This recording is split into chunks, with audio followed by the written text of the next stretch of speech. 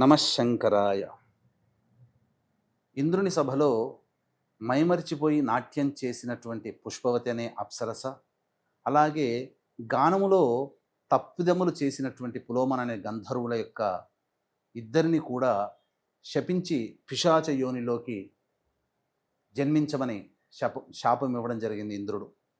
అయితే కొన్ని కారణాల వల్ల అనేక బాధలు అనుభవిస్తూ, కొన్ని కారణాల వల్ల ఈ యొక్క ఏకాదశి, మాఘ శుక్ల ఏకాదశి రోజున ఎటువంటి ఆహారం తీసుకోకుండా ఉండడం, అలాగే శరీరం బాధపడుతూ ఉండగా పిశాచ యోనిలో ఉంటే శరీరం ఎప్పుడు కూడా బాధలు అనుభవిస్తూ ఉంటుంది.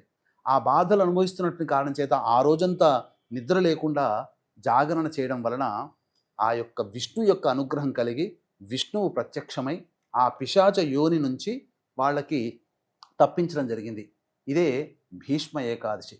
కాబట్టి వీక్షించేటువంటి ప్రేక్షకుల కుటుంబంలో తండ్రి వైపు భర్త వైపు 6 తరాలు, తల్లి వైపు భార్య వైపు 3 తరాలలో దుర్మరణాలు గనక ఉన్నట్లయితే అది ప్రధానంగా ప్రేత దోషము అని అంటారు. ఈ ప్రేత దోషములో ఉన్న చనిపోయినటువంటి వాళ్ళందరూ కూడా పిశాచ యోనిల్లో ఉంటారు.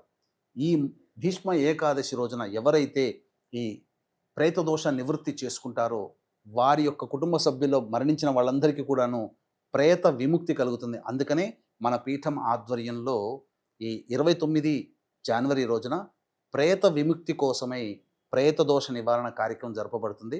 28వ తారీఖు లోపల ఎవరైనా కానీ సంప్రదించి పూర్తి వివరాలు తెలుసుకోవచ్చు.